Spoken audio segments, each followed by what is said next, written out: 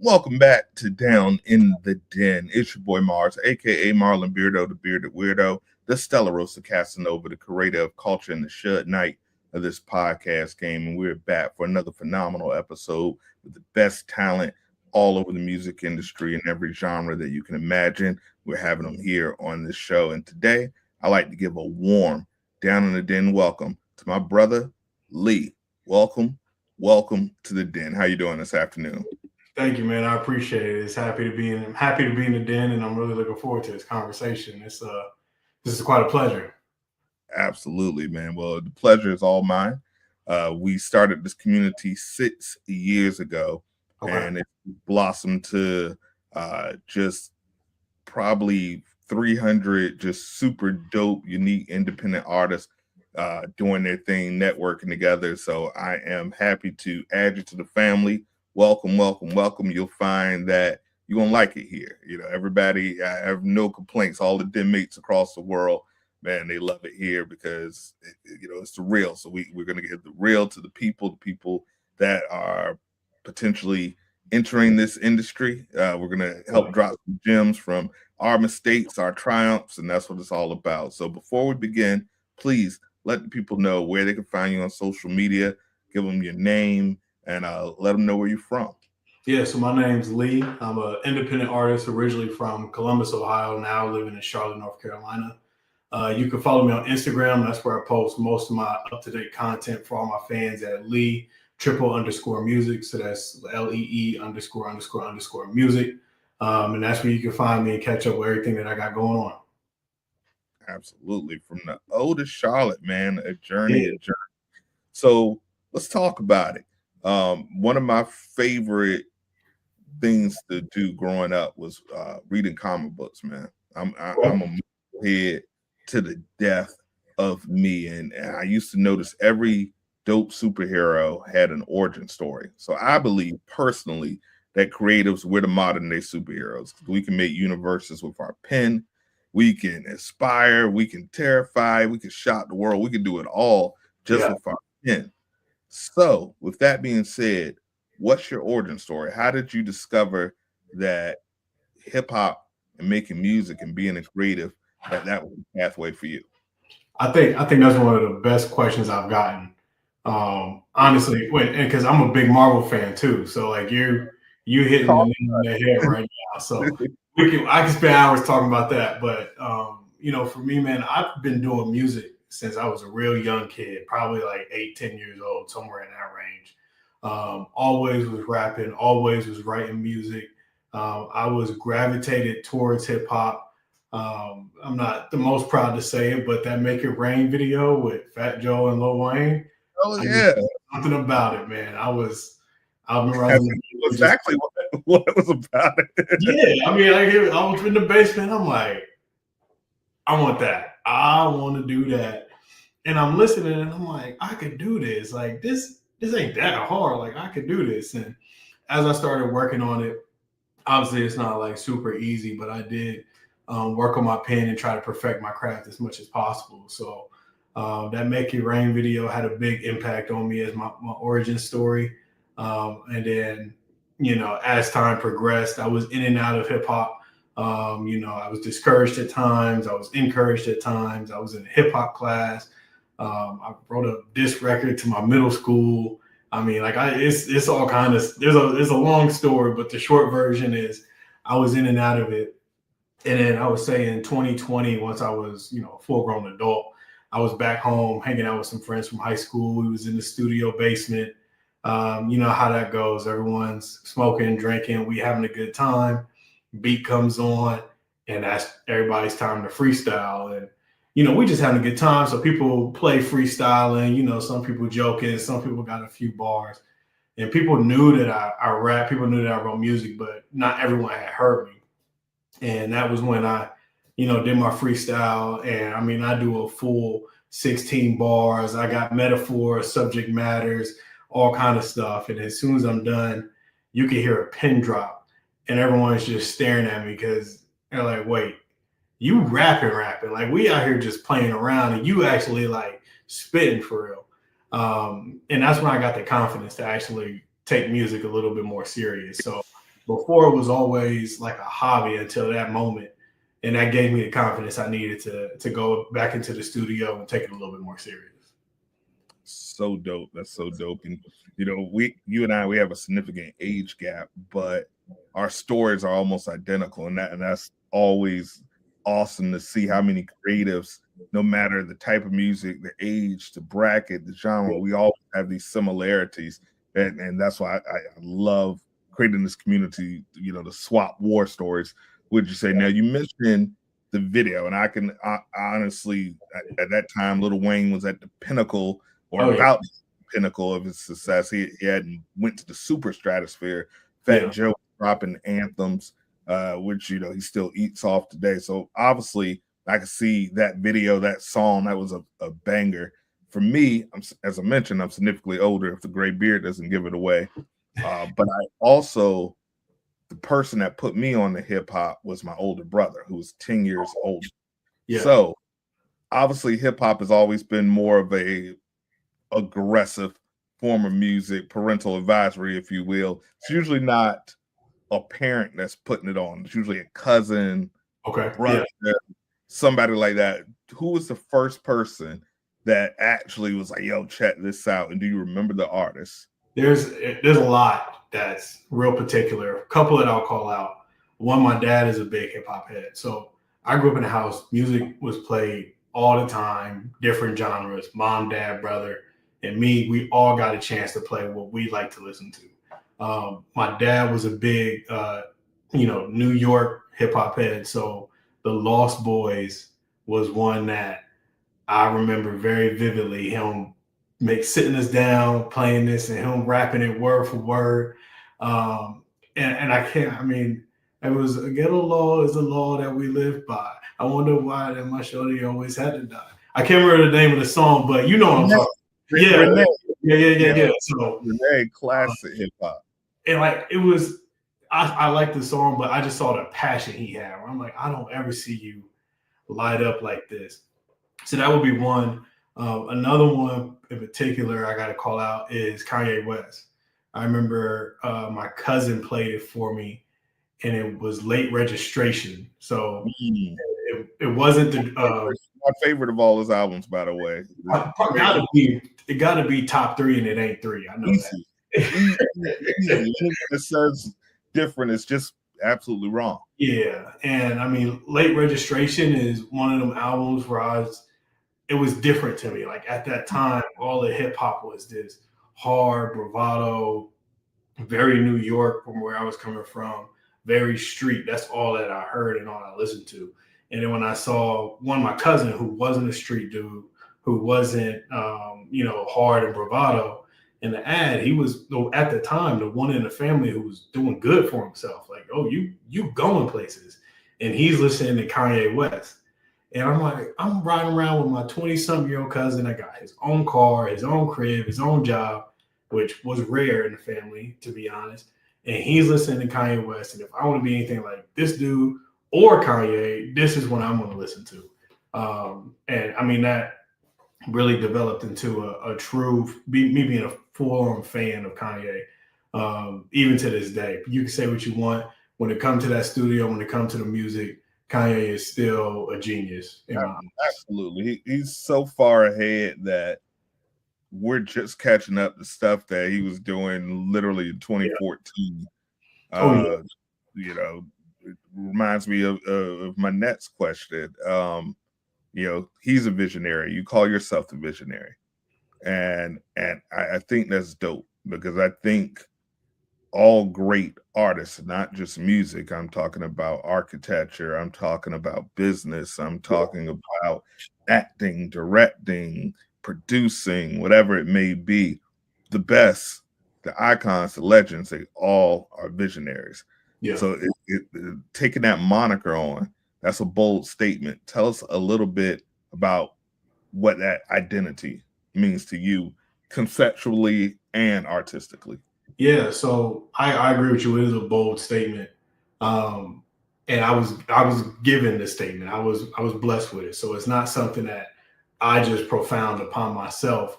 It's just something that someone put upon me, and the short version to the story is I was in the studio. I'm making a record with a new engineer, and we're trying to put things in certain places. And I lay down what I call the hook.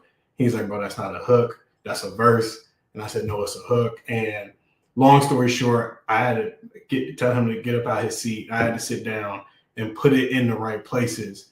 And then as I'm doing it, he's like, "Oh, I see what. Oh, I didn't even think." And he's like, "Bro, you really got the vision, bro. Like you actually know where you go." So that's where me saying I'm a visionary comes from.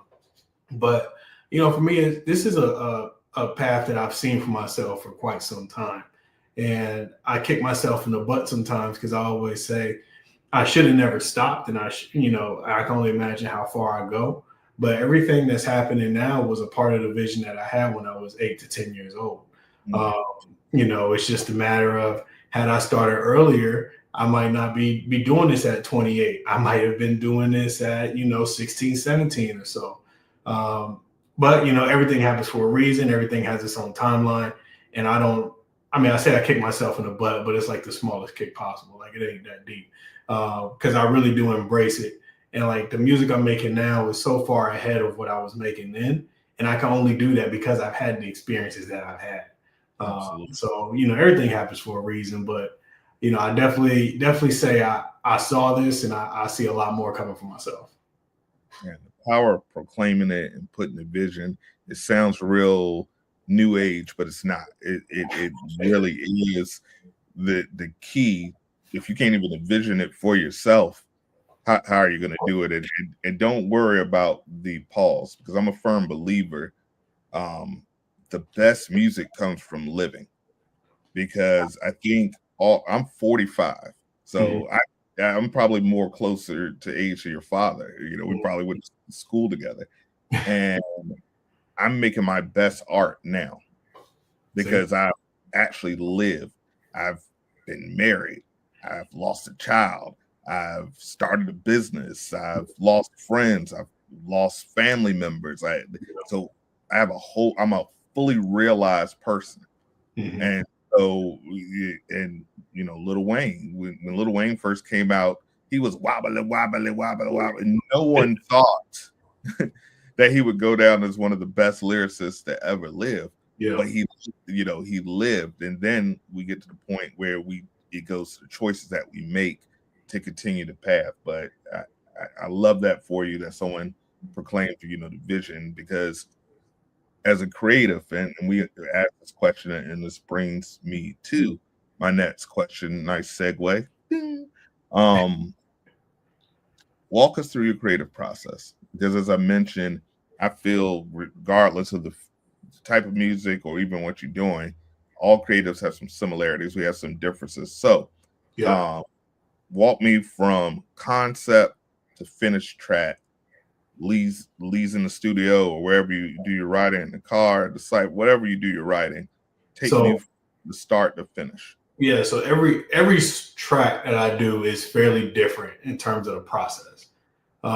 Sometimes it's a beat, like I'll just hit a beat and it's like this makes me feel like this, and then like I'll have a sentence of this beat make me feel like I'm, big city rolling, and then I'll just go from there. There's times where I'll just rap on my own a cappella with no beat, and I'll just say something, and I'm like, oh, that was really really dope, So it all depends. But one weird thing that I had a period of doing where I wrote a lot of my records for my album. I did it while I was driving. Mm. So I had a job where I drove 3 4 hours a day. I got all this windshield time, and eventually you get bored, and I would just I'm gonna start rapping. I'll start rapping in the car, saying silly stuff, cool stuff, whatever. And when something I think sticks, thank God that Siri can let you just talk right in your phone and write in your notes, or else I'll probably be in an accident by now. Right. That's a ball. Ah! Oh, so like I'll just be driving and I got my phone and I'll start rapping into my phone, and then I come back to it and clean it up and everything like that. Um, but every time is usually pretty different. I'll say the hardest records for me to make is when I have like a true concept first. Like I Yeah. want to write a song about this. and then it makes it. I can get it done, but it takes me a lot more time to do it. Versus I feel this, and then I make the song, and then what comes out of it is me talking about this subject matter.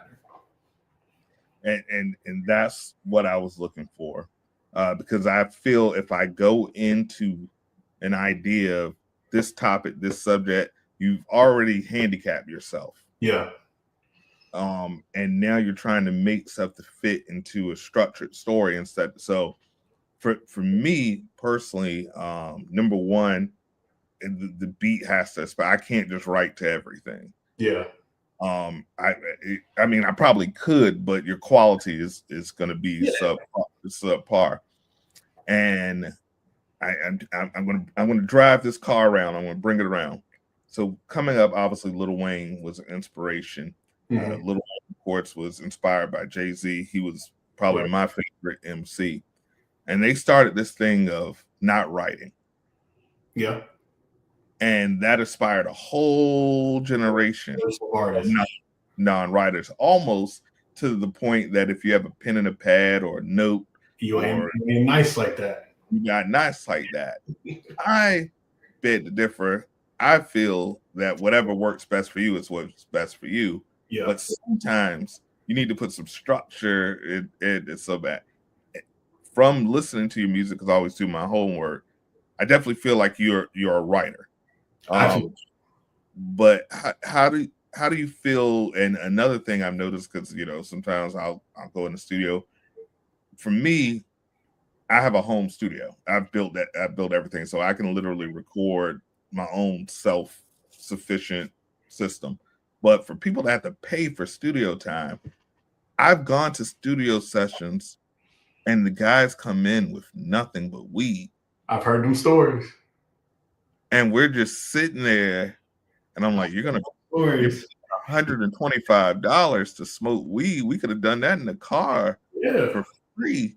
So I say that to say this: are you a writer, or are you a punch-in? I'll punch a line. That's a good line. We'll punch it in, and we'll work on it later, or a combination of both. I'm 100% a writer. I mean, even like with punching in, I've tried. Like I'll have my whole verse written, and I'll try to punch in and out just for the sake of like catching the beat, and that's even hard for me to do. Like because when I practice the song, when I practice it, I'm practicing the whole verse. So now you want me to do one bar, cut, one bar, cut. I'm not ready for that. I'm ready to just give you the boom, boom, boom. Let me just go in there, and then we can clean it up. But yeah, man, I've heard them stories. I am a little meticulous in the studio. I don't think everyone likes working with me in the studio because I'll come in. Let's say I got a 4-hour studio session, and I'm like, all right, I got 4 hours. I want to do 3 songs. Which one is already like most engineers like, yo, you fucking dope. Ain't no way you're doing 3 songs in 4 hours. And then I go in and I'll say, all right, yo, boom, set a timer for me. Set an hour and a half. We'll work on this song for an hour and a half, and that's it. Once that time hits, we move on to the next one. I don't care where we're at. And like I'm on it. Oh, is it you gonna take? All right, boom, let's do the next verse. Oh, that wasn't like I'm not sitting around waiting for you to piece stuff up. None of that. And I already know like what I want, how I want. So there's a lot of times I go in 4 hours, I'll come out with 4 tracks, sometimes more than that. Now mix and master, that's where it's like, okay, you do that on your own time. Yeah. I'll pay for your time. But as far as laying it down, I get in there and we'll clean house. Dope. Yeah. And like I said, I could tell from when I do my research, and I connect with artists, I try to really listen to the music so we can also connect and really have this open dialogue like we're having. And I can tell from those who write versus those who don't write. And like I said, it's nothing wrong with it, but I do say for upcoming artists, young artists, they're Lil Wayne and Jay-Z for a reason. Yeah, but I'm gonna just say one quick disclaimer. Because for me, I've always felt like people who can truly freestyle, like Jay-Z, Lil Wayne, that is like top tier talent in my eyes. But I say it's top tier talent because you actually saying something and you didn't take the time to write it down. But it sounds like you took the time to write it down. When you got that, you got something. Yeah, and that's what I'm saying. These guys are one in a million. Right.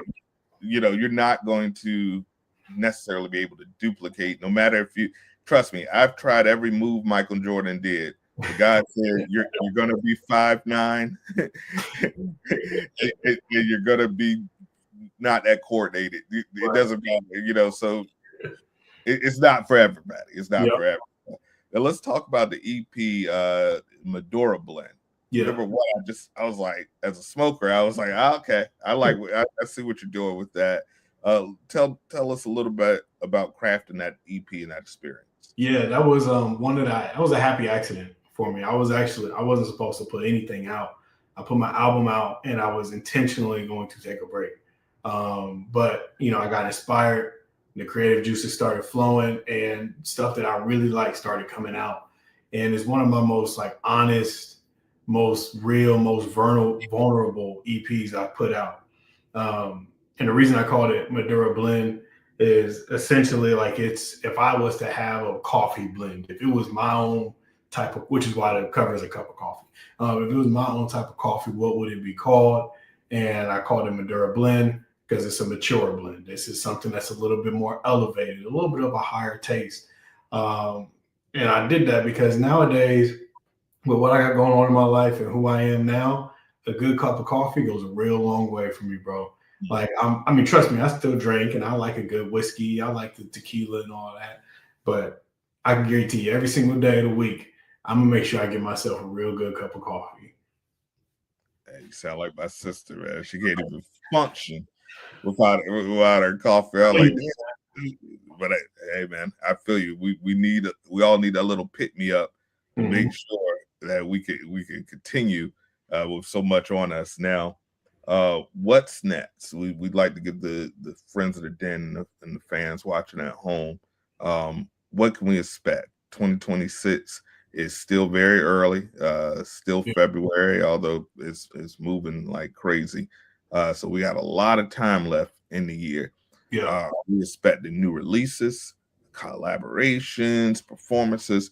What can the friends of the Den look out for? Yeah, you can definitely expect a new EP. Potentially going to be titled Madura Blend 2. I'm still debating, but this new thing I'm working on is going to be special. Every time I do a new project, I try to challenge myself even more, or add a different element to my artistry. So in the past, I'm just going to download this beat, and we ain't going to tell nobody, and I'll find this person, and he going to record me, no mix and master. That was the past. Then it gets to a point, okay, I'm still going to just download this beat, but I'm going to get it really fully mixed and mastered. Then it gets to a point, I'm going to get a couple of custom beats and mix it. So this is the first time where it's going to be 100% all original beats, all custom beats just for me. Nice. And I'm helping curate that with sounds that I like, what really matches my vibe. And I'm really enjoying that process of working with the producer, in addition to, a very good professional mix and master. But I'm also challenging myself on subject matters and things I'm talking about. So that'll be really fun for me as well. So absolutely, there's going to be some new music coming. In addition, I do have a show with Bridging the Music that's presenting Mini Fest. It's going to be in Columbus, Ohio. So I am coming home, my first show back home, and I'm really looking forward to that. And if you want to buy tickets, the link is available in my bio. If you don't feel like driving to Columbus, no worries. There's a live stream link, and you can enjoy the show from the comfort of your home. Dope. Nothing like going back home. Oh yeah. Live. So I'm excited for you. Thank you. And it's going to be phenomenal. So guys, please do us a favor. I'll also put the links on the YouTube as well. If you're listening wherever you listen to podcasts, we'll put those links in there. So make sure you get yourself a ticket if you know, or just, check out the live stream. My man has some phenomenal music that I think you need to hear. And of course, you know how we do in the Den. We support our Den mates. We're a big family, and that's how we do it. So I'm going to make sure I'm checking it out. Maybe we'll do a live stream party or something. Let's do that. I'm always thinking. So we'll see what we can do. Absolutely. So our next segment is called Sit Shots to the Dome. We do 6 rapid fire questions just to kind of let the den mates really get on the insight and the inside of their newest den mate. So if you're ready to rock and roll, I'm ready to rock and roll. All right, how many seconds do I get? Or just spit fire just right away? This is whatever comes to mind. All right, let's do it. All right. Studio or stage? Studio. Independent or major? Right now, major. Right now. For me. Hook first or verse first? Verse first. Melodic rap or bar heavy? Bar heavy. Weed or coffee in the studio? Ooh, both. Work, good shots, boom, boom, boom, boom, boom. Yeah. That last one caught me off guard. That was a good one. I love it. I love it. I love it. And I like how you mentioned major right now, because obviously this show is for the independent artists. Absolutely. One of our first guests when we first started, guy from the Bay that people at the time used to call L.A. Russell. Okay, yeah, I'm familiar. Love Russell. Yeah. And super, like, I saw his grind when I'm talking a few thousand followers. Yeah. But I was like, yo, this dude reminds me of Nipsey. You know, he's talking good business. So we had him on the show. It was no manager, no, just literally shot him a DM. Hey, Right. bro, I like what you're doing. He was like, the support is real. I'm there. Boom. Cool. And he dropped gems, and now he was at the Super Bowl, and he was in the news for signing with Roc Nation. And there was a debate because a lot of people say, "Oh man, he sold his soul," because he's been preaching independence, independence, independence. But what people don't know is, at the end of the day, it's nothing wrong for major. It's something wrong with signing the wrong deal. There you go. So educate yourself on what you're signing. And yes, people should do good business. And yes, people should be honest. But if you're willing to sell your soul for an advance, not realizing that's just a business loan, right, that's on you. Yeah. That's on you. So I feel it's very pertinent right now, because he actually talked about Roc Nation very negatively at one time. Yeah. Because he said they offered him a BS deal. And because he had that infrastructure, he was able to recognize that. So I think it's super dope that you said major for now, which shows that you've already thought of the business side. And that's the second part that we do. I hate the term starving artists. I feel artists who give us so much should never be starving. So having that, it shows me why it's good to be 28 and not 17 doing this. There you go. Yeah. You have those experiences, and you can look at the horror stories and be able to circumvent. My favorite line, Hove did that, so hopefully you don't have to go through that. So that's what it boils down to.